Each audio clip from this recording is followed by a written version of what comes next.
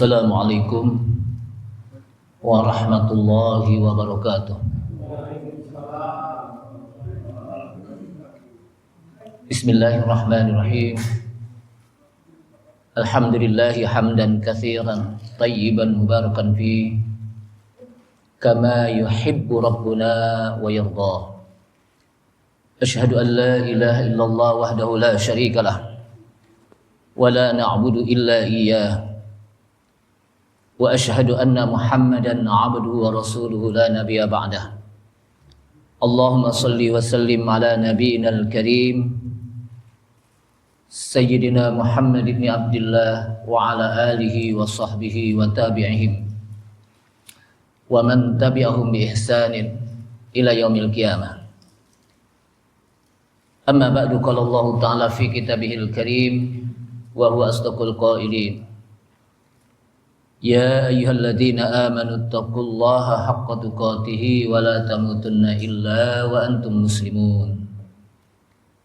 Ya ayyuhalladzina amanu taqullaha wa qulu qawlan sadida yuslih lakum a'malakum wa yaghfir lakum dhunubakum. Wa may yuti'illaha wa rasulahu faqad faza fawzan 'azima. Wa qala Rasulullah sallallahu alaihi wasallam fa inna asdaqal haditsi kitabullah ta'ala wa khairal huda huda Muhammadin sallallahu alaihi wasallam wa syarrul umuri muhdatsatuha wa kullu muhdatsatin bid'ah wa kullu bid'atin dhalalah wa kullu dhalalatin finnar. Rabbi shrah li sadri wa yassir li amri wa hlul 'uqdatam min lisani yafqahu qawli. Subhanaka la ilma lana illa ma 'allamtana innaka antal alimul hakim. Rabbi zidni ilma warzuqni fahma wa la haula wa la quwwata illa billahil aliyyil azim. Allahumma inni ati nufusana taqwaha wa zakkiha anta khairu man zakkaha anta waliyuha wa anta maulaha. Ma'asyiral muslimin rahimani Allah rahimakum. Hadirin jamaah Masjid Al-Munawwar yang mudah-mudahan dirahmati Allah Subhanahu wa taala. Kita awali dengan memanjatkan puji serta syukur kita kepada Allah Subhanahu wa taala yang telah memberikan nikmat taufik dan hidayahnya kepada kita sekalian, sehingga dengan taufik dan hidayahnya kita kembali bisa hadir di majlis yang mulia ini, majlis Raudhah min Riyadil Jannah, taman di antara taman-taman surga Allah Subhanahu wa taala. Salawat serta salam tak lupa kita sampaikan kepada Nabi kita Nabi Muhammad sallallahu alaihi wasallam beserta para keluarganya, para sahabatnya, para pengikutnya yang senantiasa istiqamah di dalam menjalankan sunnah-sunnahnya. Hadirin rahimakumullah, pada malam ini kita masuk pada bab yang berkenaan dengan sifat salat Nabi sallallahu alaihi wasallam. Dan kita sudah membahas tentang sifat salat Nabi dari mulai takbir sampai salam. Kemudian setelah itu ada bacaan-bacaan zikir. Salah satunya yang diajarkan adalah Allahumma a'inni ala dzikrika wa syukrika wa husni ibadatik. Kemudian salah satu yang disunnahkan untuk kita baca setelah selesai sholat adalah sebagaimana yang disampaikan oleh hadis dari Abi Umamah radhiyallahu anhu. Qala, kata Abu Umamah radhiyallahu anhu, qala Rasulullah sallallahu alaihi wasallam, barang siapa, kata Rasulullah SAW, Rasulullah SAW bersabda, man qara'a ayatal kursiyyi dubura kulli salatin maktubatin lam yamna'hu min dukhulil jannati illal mautu. Satu hadis yang mulia ini dari Rasulullah SAW yang diriwayatkan dari Abu Umamah radhiyallahu an. Rasulullah mengatakan man qara'a ayatal kursiyyi, barang siapa yang membaca ayat kursi. Kapan dibaca? Dubura kulli salatin maktubah, selesai dari setiap sholat yang wajib. Artinya selesai sholat, salah satu bagian dari zikir-zikir salat itu ada bacaan ayat kursi. Di belakang itu apa? Ayat kursi, dan itu dilakukan pada setiap salat yang maktubah, yang wajib. Zuhur, asar, maghrib dan isya serta subuh. Apa kata Rasulullah SAW? Lam yamna'hu min dukhulil jannah illal mautu. Tidak ada yang bisa mencegahnya untuk masuk surga kecuali mati. Artinya tidak ada yang bisa mencegah orang tersebut untuk masuk surga kecuali kalau dia nggak mati. Artinya kalau dia masih hidup, ya nggak bisa masuk surga. Karena orang bisa masuk surga itu harus apa? Melalui mati dulu. Artinya kalau dia meninggal, itu akan dimasukkan oleh Allah Subhanahu wa taala ke dalam surganya. Kalau dia membaca ayat kursi dalam setiap selesai sholat yang wajib. Dan itu dilakukan rutin. Bukan cuma sekali-sekali, tapi setiap sholat. Kenapa? Karena disebutkan duburo kulli sholatin maktubah. Selesai setiap sholat yang wajib. Berarti kalau setiap terus menerus, bukan cuma sekali-sekali. Jadi terus apa? Terus menerus. Dan tidak ada yang bisa mencegahnya untuk masuk surga kecuali mati. Hadis ini riwayat An-Nasa'i dan hadis ini disahihkan oleh Ibnu Hibban. Sedangkan dalam penambahan riwayat Tobroni itu disebutkan di dalam kitab Al-Kabir, ditambah juga dengan membaca wa qul huwallahu ahad. Dan membaca juga apa? Qul huwallahu ahad. Maksudnya surat Al-Ikhlas, bukan hanya qul huwallahu ahad saja, tapi sampai selesai qul huwallahu ahad, Allahus samad, lam yalid wa lam yulad wa lam yakul lahu kufuwan ahad. Jadi artinya surat Ikhlas dibaca. Dan penambahan ini juga disebutkan dalam riwayat Tabrani, kata Al-Mundhir, sanadnya itu zayyid jidan.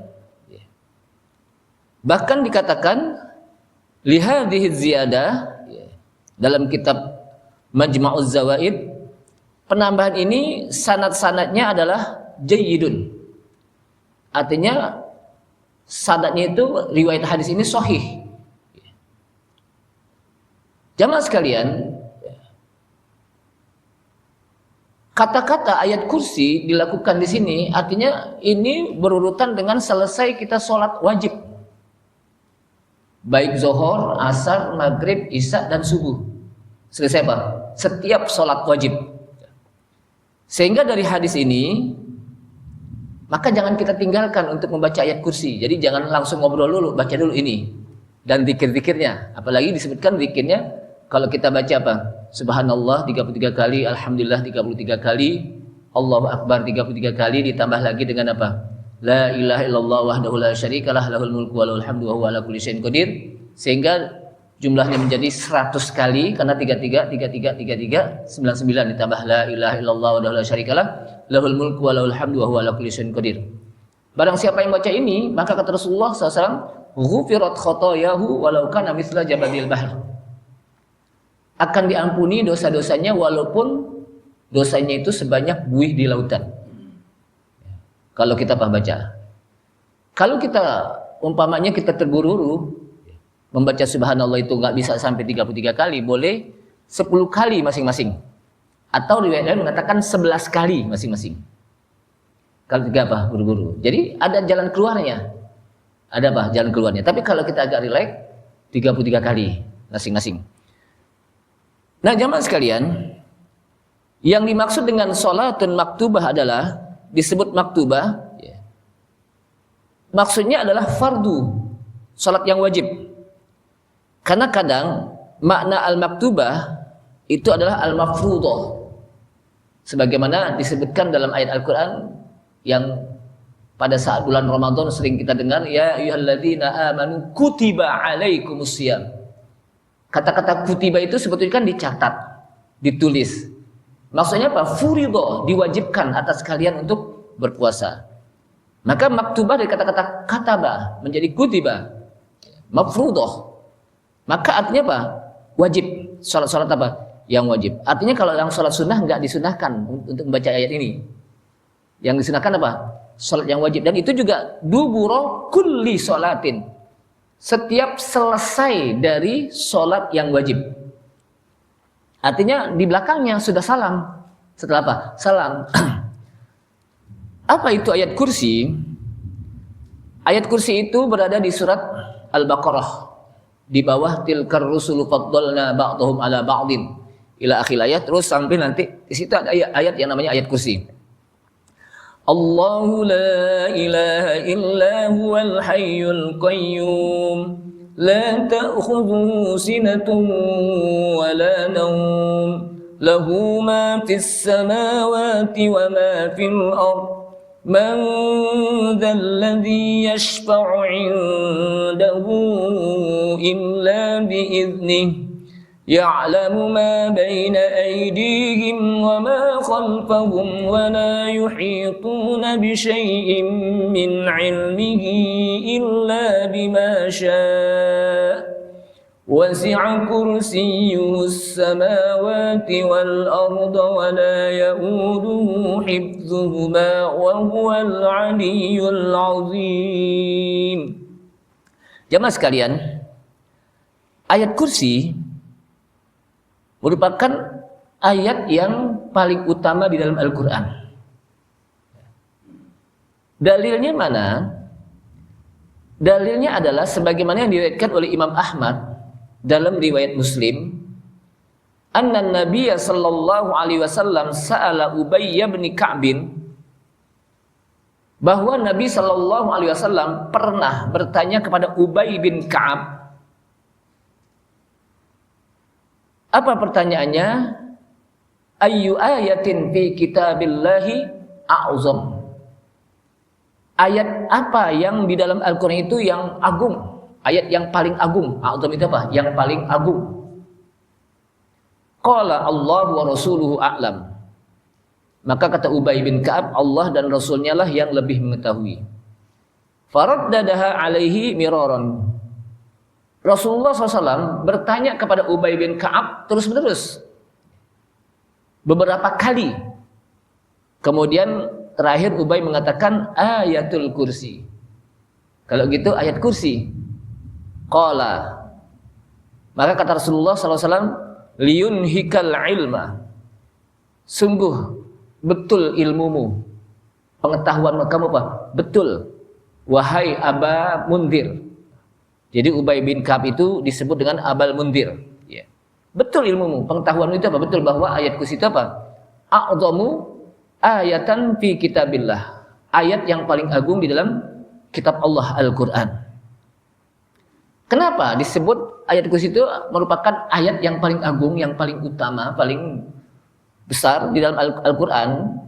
Karena ayat ini menjelaskan tentang Al-Asma'ul Husna, nama-nama Allah yang agung. Apa itu? Al-Hayyu Al-Qayyum. Salah satu nama Allah SWT apa? Al-Hayyu Al-Qayyum. Semua nama-nama Allah Subhanahu wa taala yang 99 disebutkan oleh Allah Subhanahu wa taala itu berada di dalam apa? Al-Hayyu Al-Qayyum, yang hidup. Dari kalimat hidup ini maka Allah Maha Kuasa, Allah Maha menentukan, Allah Maha mendengar, Allah Maha.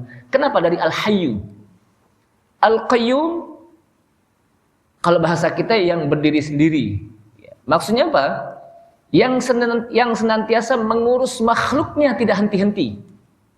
Kita yang mengurus ini Allah Subhanahu wa taala tidak berhenti-henti. Ya, itu Al-Qayyum. Yang kedua, sifat-sifat yang al-ula, yang tinggi, yang dimiliki oleh Allah Subhanahu wa taala.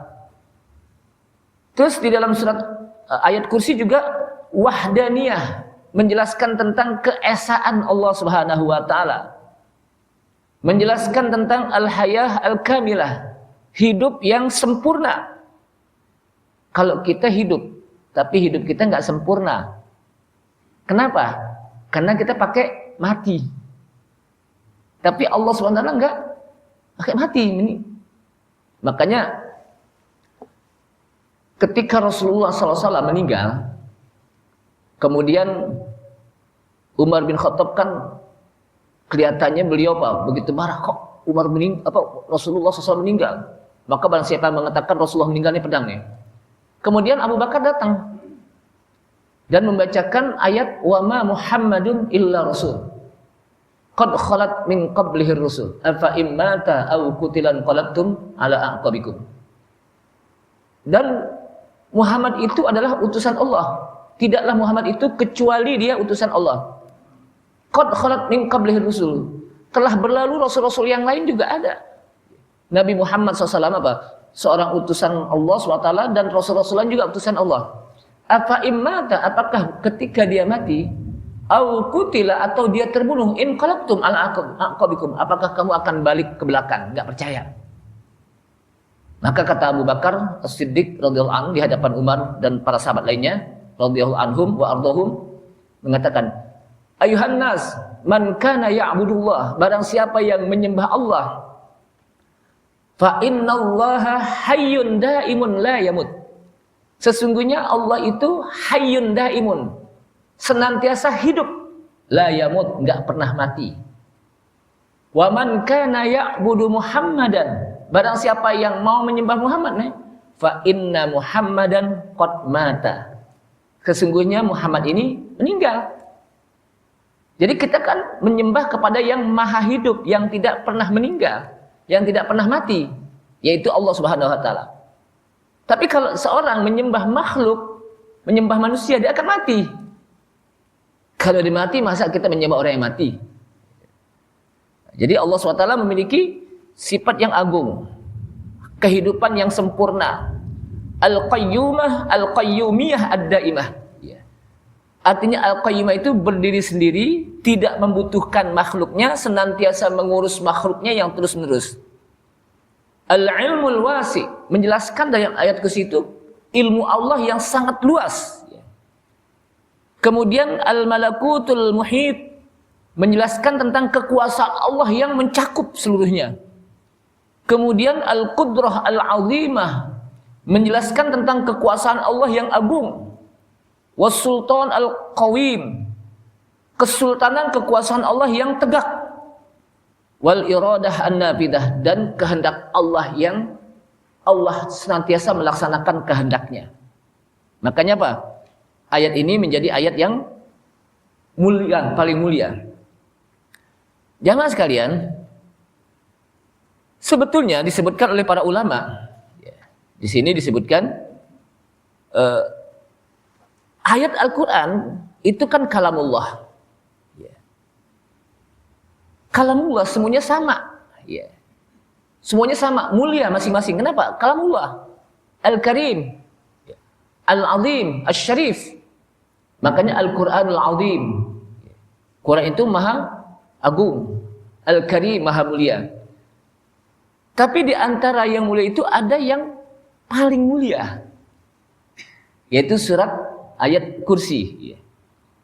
Dan itu disebutkan oleh, termasuk di sini Syekhul Islam Ibnu Taimiyah mengatakan enggak apa-apa. Kenapa? Karena di antara ayat Al-Quran itu apa? Disebutkan ada yang paling mulia, seperti umpamanya Al-Ikhlas sebenarnya. Al-Ikhlas itu juga ayat yang mulia, surat yang mulia. Kenapa? Karena menjelaskan tentang keesaan Allah Subhanahu wa taala. Taurat, Zabur, Injil, Quran itu juga kalamullah. Tapi di antara kalamullah, kitab-kitab Allah yang Allah Subhanahu wa taala turunkan kepada Rasulnya, semuanya kalamullah. Tapi di antara yang paling mulia adalah annal Quran afdalul kutubis salasah. Jadi Quran itu merupakan kitab yang paling mulia di antara kitab-kitab yang lain. Jadi boleh. Rasul-rasul semuanya mulia. Tapi di antara rasul yang mulia, pasti di antara mereka ada yang paling mulia, yaitu Nabi kita, Nabi Muhammad SAW. Jadi masing-masing punya keunggulan.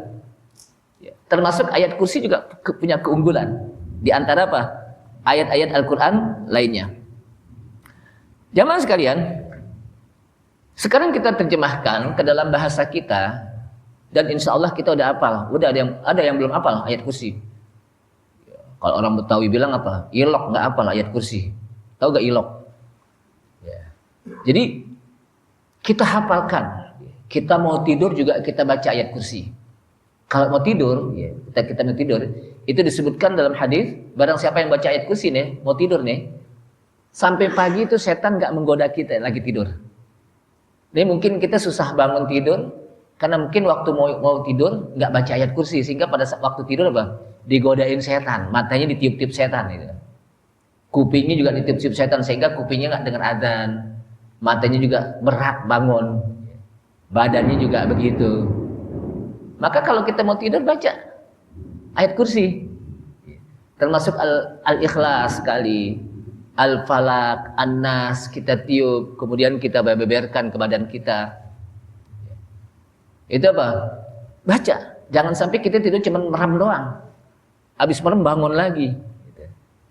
Jadi tidur kita menjadi ibadah karena kita tidur dalam keadaan berzikir kepada Allah Subhanahu wa taala. Jadi kita tidur dalam keadaan apa? Berzikir. Kan kita nggak tahu kita tidur lagi apakah besok bisa bangun atau tidak, tahu nggak kita? Enggak. Bisa jadi ketika besok dibangunin sama keluarga kita nggak bangun-bangun. Wallah alam deh. Makanya ketika tidur baca zikir. Bahkan dari akhir zikir tersebut, amantu bi kitabillahil ladzi anzalta wa nabiyyikal ladzi arsalta. Di akhir doa apa? Zikir, baca doa zikir tidur, amantu bi kitabikal ladzi anzalta. Aku beriman kepada kitab yang Engkau turunkan ya Allah. Wa nabiyyikal ladzi arsalta, dan aku beriman kepada nabi yang Engkau utus. Sehingga disebutkan dalam hadis, barang siapa yang baca ini doa zikir ini, maka dia kalau besoknya nggak bangun lagi, maka dia mati dalam keadaan husnul khotimah. Disebutkan apa? Dia nggak bangun di tidur nggak dibangunin, nggak bangun, berarti apa? Meninggal. Maka dia meninggalnya dalam keadaan apa? Husnul khotimah. Makanya kalau tidur itu berzikir. Jangan tidur aja udah merem. Besok mau gimana kayak gitu. Jemaah sekalian, Allahu la ilaha illa huwal hayyul qayyum. Ya, satu-satu agar kita juga bisa meresapi dan mentadaburi ayat ini. Allah la ilaha illahu. Diawali dengan kalimat Allah. Allah adalah Rabbuna wa Khaliquna. Rabb kita dan yang menciptakan kita. La ilaha illahu. Tidak ada ilah, tidak ada yang tempat untuk diibadahi, tidak ada yang pantas untuk kita menyembahnya, illahu, kecuali dia. Jadi diawali dengan kalimat tauhid. Kalimat tauhid itu apa sih? La ilaha illallah. Itu kalimat tauhid. Kadang juga disebut dengan kalimatul haq. Jadi kata-kata la ilaha illallah itu disebut dengan kalimatul tauhid. Kenapa? Karena kalimat itu menjelaskan tentang ketauhidan Allah Subhanahu wa taala, keesaan Allah. Tidak ada yang berhak untuk diibadahi illallah, kecuali hanya Dia Allah. Kadang juga disebut dengan kalimatul haq. Kalimat yang benar. Kalimat apa? Yang benar. Kadang juga disebut dengan al-kalimatul ula. Kalimat yang tinggi. Karena kalimat ini adalah kalimat yang paling tinggi. Karena disebutkan dalam hadis Abdul Dzikri fa'lam annahu la ilaha illallah. Abdul Dzikri, zikir yang paling utama, ketahuilah annahu la ilaha illallah. Fa'lam annahu, ketahuilah bahwasanya la ilaha illallah. Tidak ada yang tempat untuk diibadahi, tidak ada yang pantas untuk disembah illallah, kecuali hanya Allah. Di sini disebutkan dalam hadis fa'lam annahu. Ayat Al-Quran juga menyebutkan fa'lam annahu. Fa'lam, ketahuilah. Berarti ketika kita menyebut kalimat la ilaha illallah itu harus memahami dengan ilmu. Tidaklah dia tahu tentang isi kalimat la ilaha illallah kalau tidak didasari dengan ilmu. Makanya fa'lam annahu la ilaha illallah. Di sini Allahu la ilaha illahu. Allah tidak ada yang berhak untuk diibadahi, tidak ada yang pantas untuk disembah illahu, kecuali dia. Dianya siapa? Allah. Siapa Allah? Al-Hayyul Qayyum. Al-Hayyu yang maha hidup. Kalau maha hidup berarti nggak pernah mati, terus menerus, abadal abidin. Walaupun makhluk hancur semuanya, Allah Hayyun Daimun. Allah tetap hidup selamanya.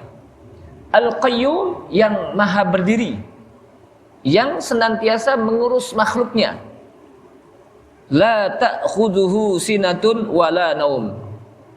Tidaklah Allah mengambil ngantuk wala naum, dan juga tidak tidur. Allah tidak ngantuk, Allah tidak tidur. Kalau kita ngantuk gak? Ngantuk. Di masjid aja ngantuk. Apa? Tapi Allah nggak ngantuk. Apalagi Pak, tidur. Ngantuk aja enggak, apalagi tidur gitu. Kalau kita tidur juga, ngantuk juga. Kenapa? Karena ngantuk dan tidur itu sifat makhluk. Sebab makhluk itu perlu istirahat, sehingga harus ngantuk, kadang tidur, kadang rebah-rebahan dikit, karena perlu istirahat itunya. Tapi bagi Allah SWT tidak. Kenapa? Karena Al-Hayyu Al-Qayyum. Al-Hayyu Al-Qayyum. Lahu ma fis samawati wa ma fil ard. Lahu, milik Allah lah apa yang ada di langit dan apa yang ada di bumi. Apa maksudnya milik Allah lah yang apa yang ada di langit dan apa yang di bumi? Maksudnya disebutkan di sini, fal kullu abiduh. Semua makhluk menghambakan diri kepadanya. Jadi semua makhluk menghambakan diri kepadanya. Baik yang ada di langit maupun yang ada di bumi. Tumbuh-tumbuhan semuanya menghambakan diri kepada Allah Subhanahu wa taala. Kemudian lahu ma fis samawati wa ma fil ard. Baginya lah Allah, bagi Allah, milik Allah apa yang ada di langit dan bumi.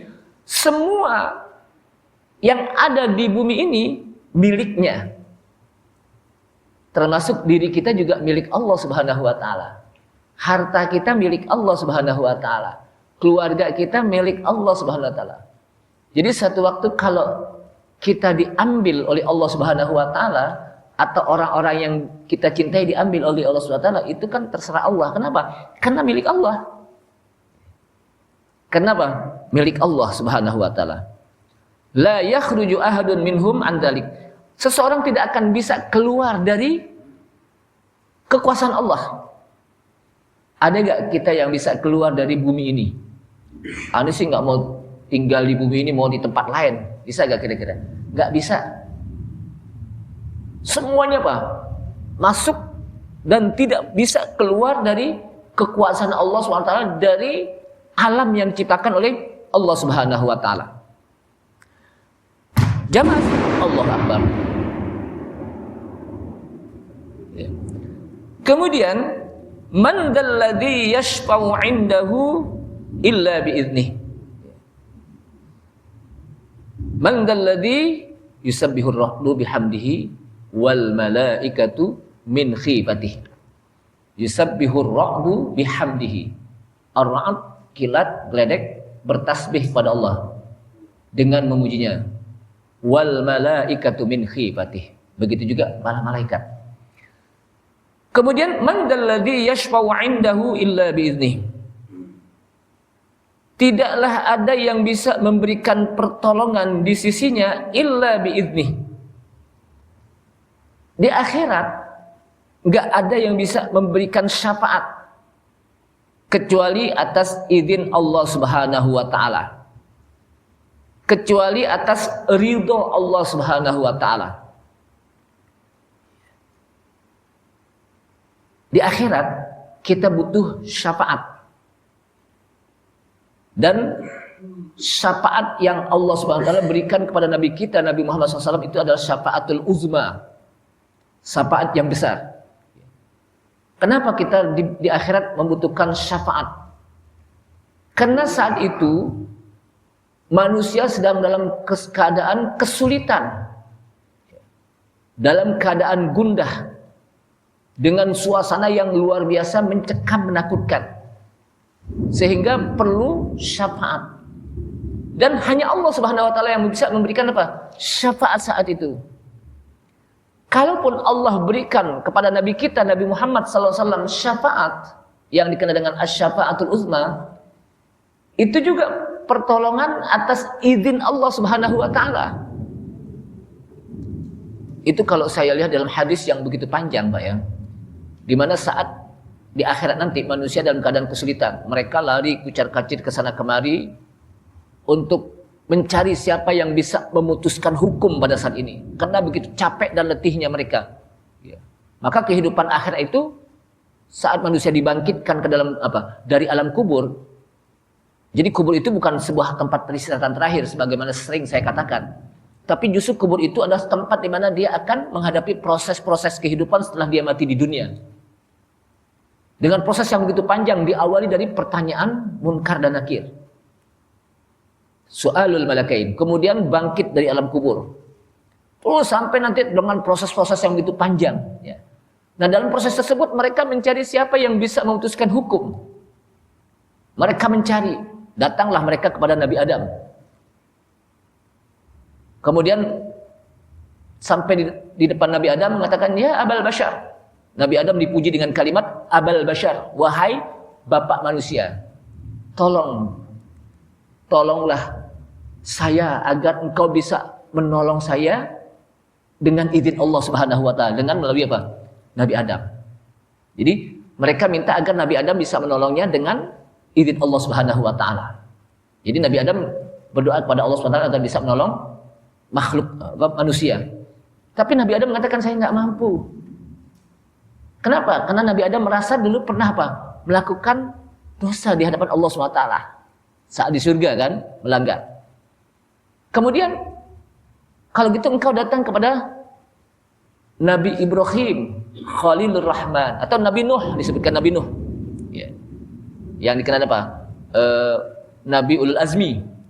Sampai Nabi Nuh, ya Nabi Nuh, anta awwalul mursalin, engkau Rasul yang pertama. Tolonglah saya. Ya. Kata Nabi Nuh, saya nggak bisa. Saya di dunia itu 1000 tahun kurang 50 berdakwah, cuman segelintir orang yang mau beriman. Jadi merasa apa? Gagal. Datanglah kamu kepada Nabi Ibrahim. Sampai Nabi Ibrahim, ya Ibrahim, anta Khalilur Rahman, engkau kekasih Allah Subhanahu wa taala. Kata Nabi Ibrahim, saya nggak bisa. Kalau begitu engkau datanglah kepada Nabi Musa alaihissalam. Sampai Nabi Musa, ya Musa, anta kalimullah. Engkau adalah orang Rasul yang pernah berbicara kepada Allah SWT. Saya nggak bisa. Datanglah kamu kepada Nabi Isa alaihissalam. Sampai Nabi Isa juga nggak bisa. Ya Isa, anta ruhullah. Pergilah engkau kepada Nabi Muhammad SAW. Sampai di depan Nabi, ya Muhammad, tolonglah saya. Ya. Kemudian Nabi Muhammad bersujud. Ya. Ummati, ana laha. Hai umatku, kemari. Kemudian Nabi bersujud di hadapan Allah SWT dengan sujud yang begitu panjang dan lama disebutkan dalam hadis. Kemudian ada suara, ya Muhammad, irfa' ra'sak.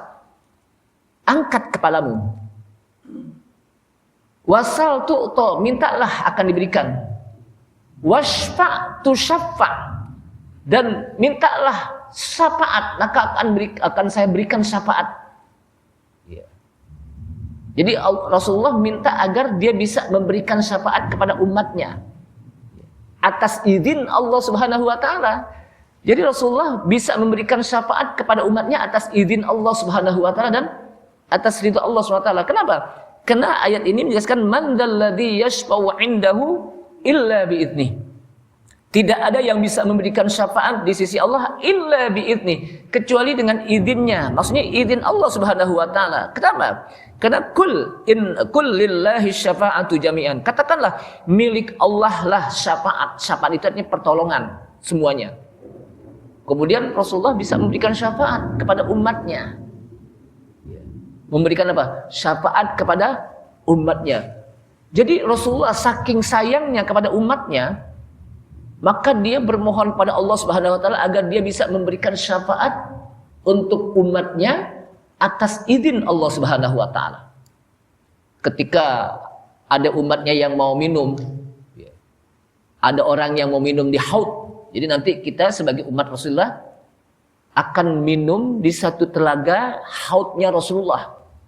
Ya. Disebutkan dalam hadis, gelasnya aja untuk minum itu jumlahnya sebilangan bintang-bintang yang ada di langit. Berapa banyak itu? Ada yang pernah ngitung loh bintang-bintang ada di langit. Maksudnya itu untuk menjelaskan tentang saking banyaknya gitu. Ada yang mau minum nih, kemudian dihela. Ketika dihela orang tersebut untuk tidak minum, kata Rasulullah, ya Allah, ummati, itu umatku. Kata Allah, innaka la ta'lam, sehingga engkau nggak tahu, dia bukan umatmu. Kenapa? Karena dia justru orang-orang yang tidak mengikuti sunnahmu. Karena salah satu yang menjadi ciri khas umat Rasulullah SAW itu mengikuti sunnah-sunnahnya.